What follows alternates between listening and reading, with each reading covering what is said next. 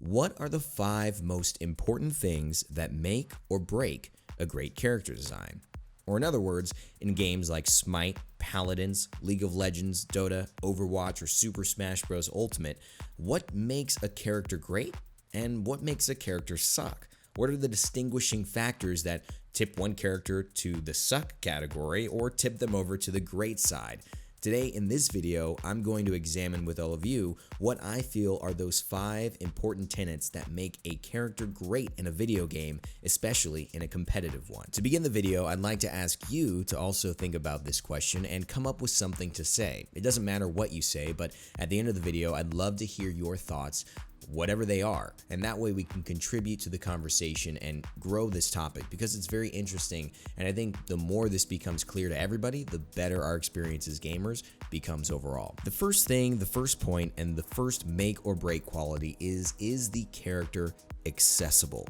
Does this character somehow allow people of all types of skills, all types of backgrounds to somehow jump into the experience that that character is intended to provide? Oftentimes, this is directly related to difficulty, as in, is this champion really hard to play, or does this hero have some really easy mechanic that allows me to just jump right in and be effective? 2 great characters to look at here are Fernando and Reinhardt in Paladins and Overwatch, respectively. These 2 characters have really easy to learn kits. They have some type of movement skill, they have a left mouse button that's very simple to use, like a flame lance that hits in a wide cone, or a hammer that swings in front of you in a very wide area. They also have a right click that allows them to use a big defensive shield to block damage for themselves and all of their allies, and that means that they're contributing a lot to the game by not really learning a lot in order to do that. Just like any great novel, great movie, or great TV show, it has to start out interesting, otherwise why would I keep watching? There's no reason to get into the depth of a character if I don't like the first few moments. Therefore, accessibility is one of the founding tenets that makes a great character design in any competitive game. However, the other side of the spectrum is important as well, which is why our second most important topic here in creating great character designs for competitive games is depth. Character depth is very important, and not just from a lore perspective, a story perspective, but a playstyle perspective as well, and in fact is one of the most important aspects in seeing whether a character will actually transition from the general population of players to the esports high-level population of players, even into ranked. Can you play this character and find yourself 3 weeks later feeling like you've still got so much more to master, so much nuance to be applied to the way that you perform your tasks in-game? And do you find that there's a future ahead of you when you consider playing this character for years and years to come? If you can truly feel that way, then depth is alive and well in the character that you're thinking of. Depth also is usually a very good thing when it comes to esports or high-level competitive ranked in a game. If a character has depth, that means they have multiple ways to get the job done, and that means that they can be countered less and thus probably more effective more often than other characters. Also, if you're a high-level competitive player and you play the game all the time, or maybe you just love playing that game and you're just a casual player but you spend many hours, depth gives you a reason to keep playing that character over others. If some character gets stale early and this character doesn't, then this character is inherently going to be more interesting to you, which means it's a greater character in my book. So accessibility and depth both go hand in hand on opposite sides of the spectrum. Great characters allow everybody to be interested and allow people to take it to the next level if they so choose. But the third, and I think most important quality that makes a make or break character design in competitive games is flow. Now, flow is a principle of positive psychology by Mihai Csikszentmihalyi. Interesting name, yes, but an even more interesting premise, which is very important in great character design. Asking yourself if a character has flow is probably the easiest way to determine if this is truly a great character. Now, what is flow for those who haven't been familiar with this? Flow is really the concept that you understand when you're doing something so fun that you look at the clock and 3 hours have passed, but it hasn't felt like any time has passed at all. Now, you can read a lot about this, but long story short, flow is when you do not have a hard challenge and no skill, or too much skill and an easy challenge. Those things are the opposite of flow. Flow is when you have skill, and you also have a challenge, so that you're actively engaged, but you feel that it is something that's possible to be achieved. But the characteristics of flow, surprisingly, are almost exactly what I think would identify as a fun character design and a character to play in a video game. The first characteristic is complete concentration on the task, which means there's nothing that's getting in your way of feeling like you're playing the game. Like no crazy visual effect that seems out of place, no weird voice line, you just feel like you're playing the character. The second is the clarity of goals and reward in mind and immediate feedback, meaning that this character, it has clear goals that you want to achieve, whether it be a flanker, whether it be a damage dealer, and you know exactly how you're going to achieve them, and when you do achieve them, you feel good. The transformation of time is the third principle, and this is really, I think, what people think when they think of flow. They think of being in the zone. So when you're playing Androxus and you're dashing, you're shooting, you're dashing again, you reversal, you hit your reversal, you dash a couple more times because you get the reset, that is what I would apply as a transformation of time. You're not sitting there thinking 1 second on the point, 2 seconds on the point, 3 seconds on the point. You know what I mean? You're in it. The fourth characteristic is that the experience itself is intrinsically rewarding. I've had many days where I've gotten on to play a game of Overwatch or a game of League of Legends or a game of Paladins or a game of Smite just to be like, I want to play the Morgan. I want to play Androxus. I want to play, King Arthur. I want to just play this character because I love the experience of playing this character, win or lose. That's a great example of a great design. Number 5 is effortlessness and ease, and I think this is really self-explanatory. Does it feel just easy to play this character, or does it feel like there's some gimmick? Does it feel like there's something very difficult about it and just the normal process of pressing your buttons, moving around? If it does, then it's probably not a great character design. The sixth characteristic is there a balance between challenge and skill?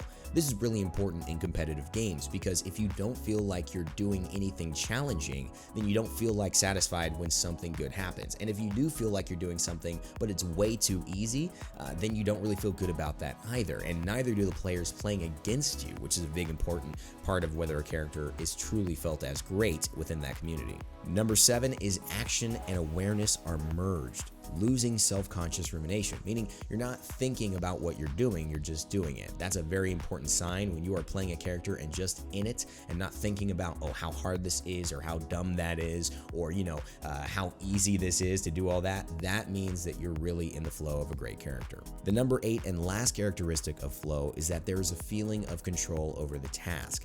Feeling like you're able to get a kill as a damage dealer is very important, which is why balance also is a big part of whether a character is great. If a character is a cool idea but has such poor balance that they're unable to achieve the task that they are set out to do and you feel like you are helpless in getting kills, that means that character is not a great character design, or at least isn't implemented well. I feel the concept of flow applies perfectly to this list and this conversation. Let me know what you guys think about it and whether any of those were really interesting for you and why. Let's move on to the number 4 most important thing that makes or breaks great character designs in competitive games, and that is visual appeal, lore, and uniqueness. Now, I try to lump all of these together because I feel that they truly do the same thing. They attract you initially from a visual perspective to engage in a character. And that to me is one of the more important things. Whether a character strikes you as interesting because of the way they behave, of the way that they look, of the way that they are different looking from any other character is all part of the same spectrum of understanding that a visual appearance and attractiveness to the player has to happen, otherwise they cannot truly be considered great. Now, this visual appeal does not have to be summarized as anime titties, although I know a lot of people will try to do that. It could be guys, it could be girls, it could be any type of, it could be a wizard, right? It could be a dragon, it could be a lot of different archetypes, tropes, and unique designs that you've never seen before. Heck, Bomb King is one of my favorite character designs in all of games because he's so unique, so fun, so wacky, and also just such a great play experience. But really, visual appeal is there to draw you in and to keep you imagining that this character might actually exist in the real world. Great movies are great because we all as humans somehow relate to something that they're saying, whether it's their message or whether it's the actor or whether it's the story and process they have to go through.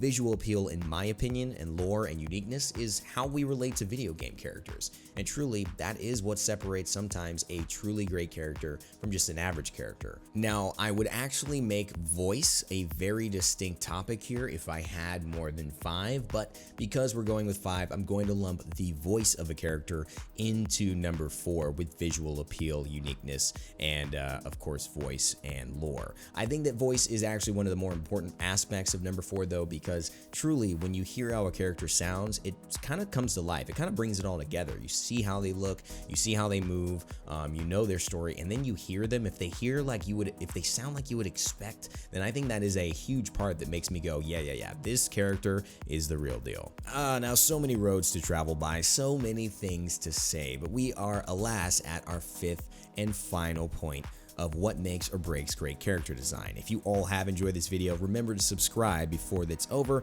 That way you can stay tuned to more content here at Rain Day Gaming. But alas, our number 5 most important pillar in making or breaking great character design is that the whole of the character is greater than the sum of its parts. What does that mean? It means that the whole of a character somehow is better than every element that makes that character what it is. It somehow becomes real, becomes believable, and takes on this larger than life kind of identity that isn't just related to the visuals, isn't just related to the lore. It's not just related to how the gun looks and shoots and sounds and how cool the kit flows together.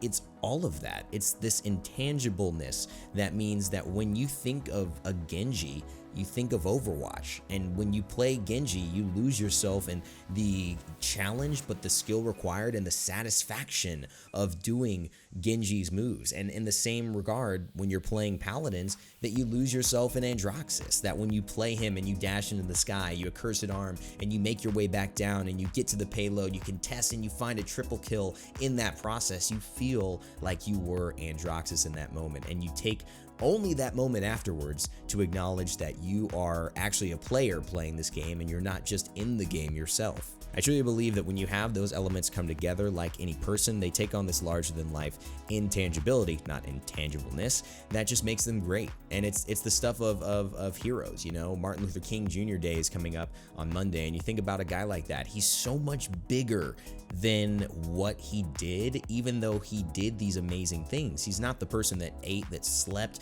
that did a certain speech, that stood for a certain movement. He's bigger than all of it. Like he's got this thing. And all your great heroes, your Gandhis, you know, your Lincolns, your people who have done these great things in time, just like great characters, have this intangible quality to them that makes them larger than life. And to me, that's what really makes a great character. When you come across that, that's how you know the design and the execution of the design was perfect, and that's why we play games, to come across those types of characters in our experiences and truly feel like we've witnessed and experienced something special. Hopefully you guys enjoy this one. Thanks again. Subscribe to stay tuned for more Rain Day Gaming. Leave a like if you enjoyed it. Comment down below. And as always, never give up, never stop gaming. And I'll see you all next time.